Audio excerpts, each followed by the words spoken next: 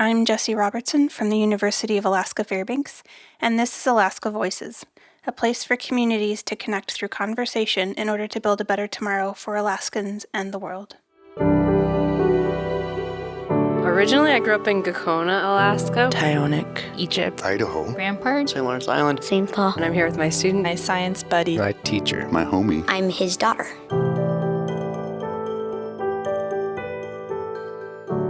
My name is Davin Holen. I'm 45 years old, and I'm here talking with my colleague. My name is Tina Buxbaum. I am 38 years old, and I am talking to Davin Holen, my colleague. I guess I wanted to start with just talk a little bit about how you got into science. I know you're kind of on a second career at this point, but I wanted to talk about first how you got into fish and game and what drove you to go that direction.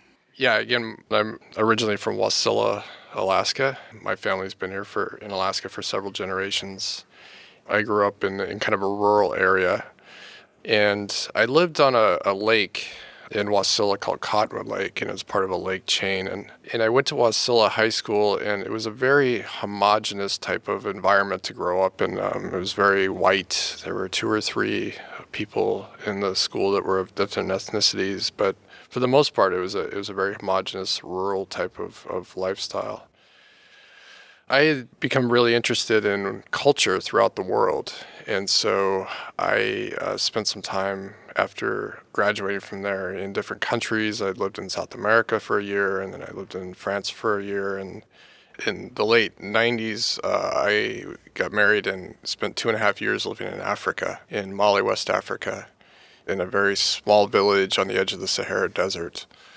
So when I came back to Alaska, I had gone to the University of Alaska Anchorage, and I got a degree in Russian history there. And I came back, and they had a brand new anthropology program, a master's program.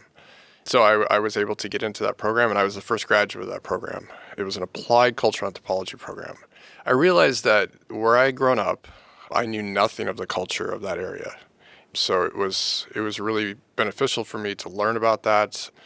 I had spent all my time learning about cultures all over the world, and I didn't know anything about the cultures of my own state or the area that I lived in.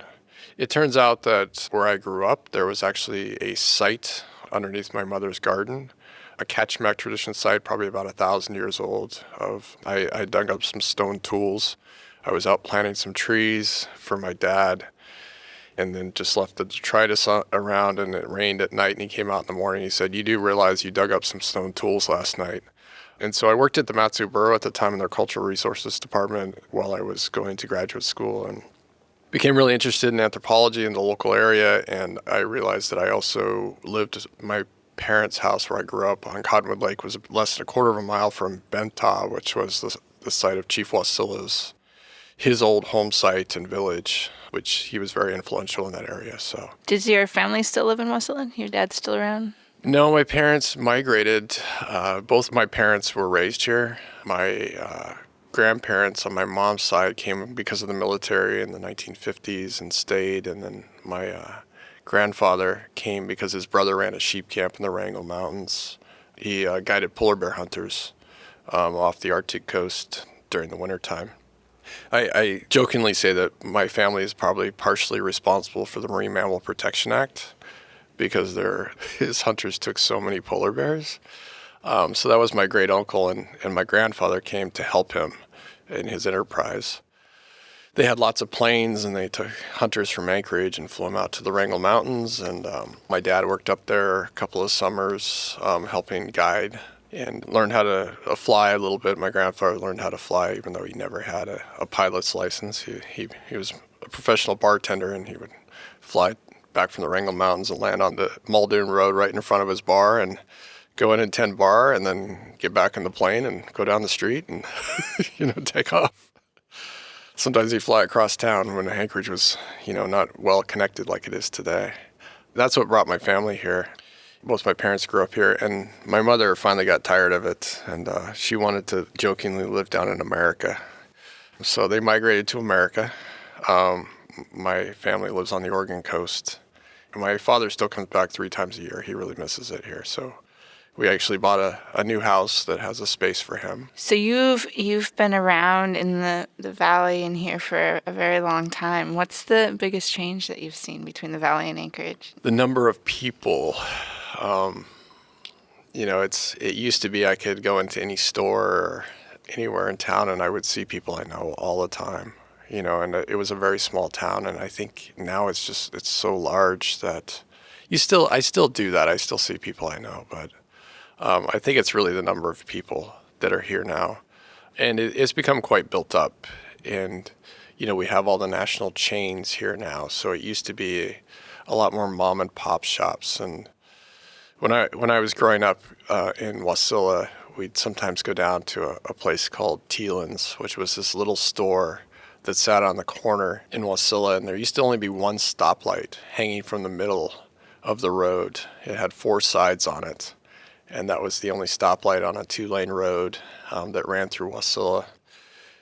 We had a larger grocery store. It wasn't very big, but Teelan's was the place where you could go buy candy. And so us kids would sometimes go into town and we'd be able to go into Teelan's. It was an old store. It used to be called Herning's. And later on in life, when I started doing work for the Matsuburo in the Cultural Resources Department, I realized that was the building that was hauled down from Kinnick by horses, and it used to be called Herning's, and so they placed it there on the corner and later moved it to put a gas station in, but it's still there in Wasilla.